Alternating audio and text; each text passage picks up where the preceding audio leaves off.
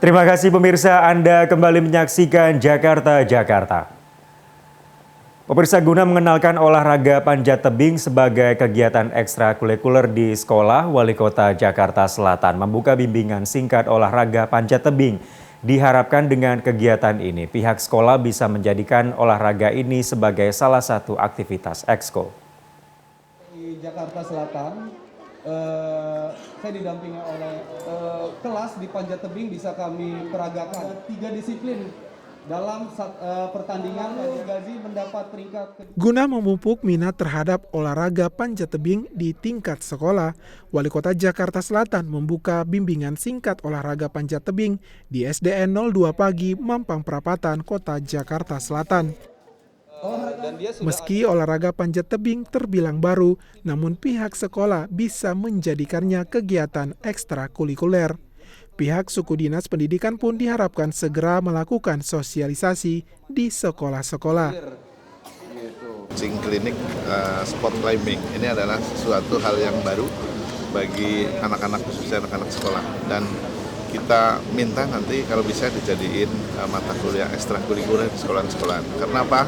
Karena ini adalah hal sesuatu yang baru yang orang tadinya anggap bahwa sport climbing itu adanya di hutan-hutan, di bukit-bukit dan di tebing-tebing.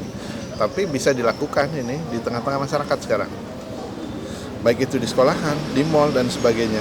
Dan cukup keamanannya sekarang cukup terjamin. menyelesaikan jalur yang Di Indonesia, olahraga panjat tebing pertama kali dikenal pada tahun 1960-an.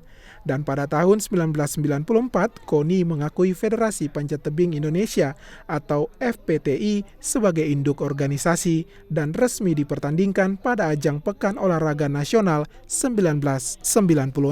internasional nanti. Karena itu hal yang mungkin di olahraga panjat. Dari Jakarta, Revelino Pelmelai, Elsinta TV.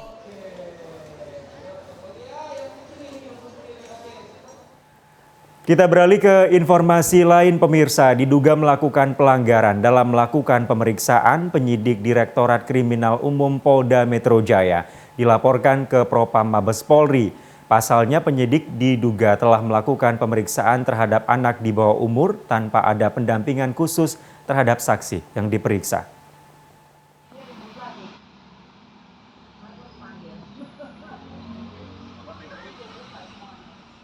Seorang pelajar berinisial VA mengalami depresi usai diperiksa oleh penyidik Direktorat Kriminal Umum Subdit Ranmor Polda Metro Jaya. VA diperiksa terkait kasus penggelapan kendaraan bermotor dengan terlapor salah satu keluarganya. Diduga VA mengalami depresi karena mengalami tekanan dalam pemeriksaan yang dilakukan tanpa didampingi kuasa hukum atau keluarga.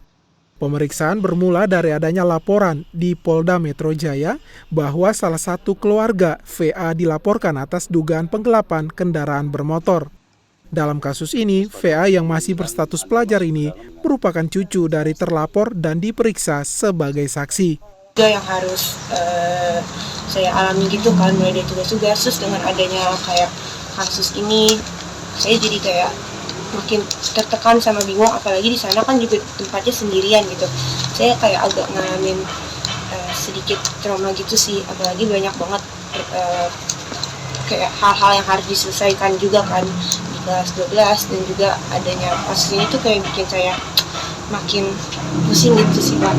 Dan adanya pelanggaran penyidikan dalam penanganan kasus di mana salah satu dari penyidikan di Reskrimum Polda Metro Jaya yang menyalah aturan, yang kami rasa adalah menyalahi aturan pada pasal 23 ayat 1 sampai ayat 3, di mana klien kami sebagai saksi tidak diberikan kesempatan untuk memberikan keterangannya. Yang pertama itu, yang kedua adalah tidak diberikan bimbingan. Akibat dari pemeriksaan ini, VA mengalami depresi dan kuasa hukum terlapor melaporkan penyidik Direktorat Kriminal Umum Polda Metro Jaya, Unit 4 Subdit Ranmor ke Propam Mabes Polri. Dari Jakarta, Arista Darmawan, Elsinta TV.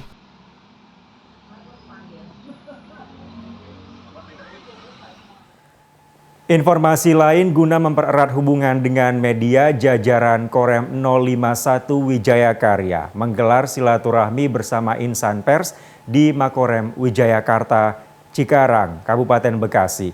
Dalam kegiatan kali ini, Danrem berterima kasih kepada media yang telah membantu menyampaikan informasi kepada masyarakat luas.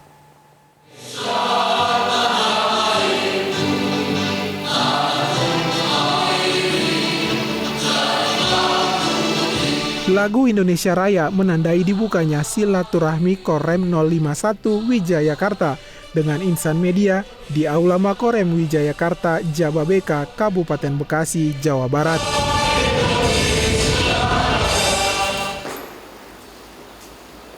Kegiatan ini dihadiri langsung Danrem 051 Wijayakarta Brigjen Justinus Nono Yulianto yang didampingi sejumlah pejabat Korem dan puluhan awak media. Kita harus saling mengenalkan diri. Danrem menyampaikan apresiasi kepada para wartawan yang telah membantu instansinya untuk menyampaikan informasi kepada masyarakat luas dan berpesan agar media bisa menyampaikan informasi yang baik kepada masyarakat, terutama di saat banyaknya demonstrasi anti kenaikan BBM dan saat menghadapi pemilu 2024 nanti. Mengundang rekan-rekan wartawan, media cetak, media elektronik, baik yang ada di Kabupaten Bekasi, kemudian Kota Bekasi, kemudian termasuk yang ada di Depok, kemudian Jakarta Timur dan Jakarta Selatan. Memang itulah 5 wilayah Korem 051 Wijayakarta, sehingga kita undang rekan-rekan wartawan. Tentunya tujuan dari kegiatan ini di samping kita bersilaturahmi, kita juga saling tukar pikiran bagaimana nanti kegiatan Korem ke depan maupun bagaimana nanti pembinaan media sosial yang dilakukan oleh teman-teman dari wartawan ini. Karena teman-teman dari wartawan ini merupakan rekan kita, rekan kerja kita, sehingga perlu sinergi antara kegiatan-kegiatan yang dilakukan oleh Korem 051 Wijayakarta maupun oleh rekan-rekan wartawan. Apalagi kita diharapkan silaturahmi ini dapat mempererat hubungan dengan insan media yang selama ini telah berjalan baik. Dari Kabupaten Bekasi, Jawa Barat, Ian Rahmat, Elsinta TV.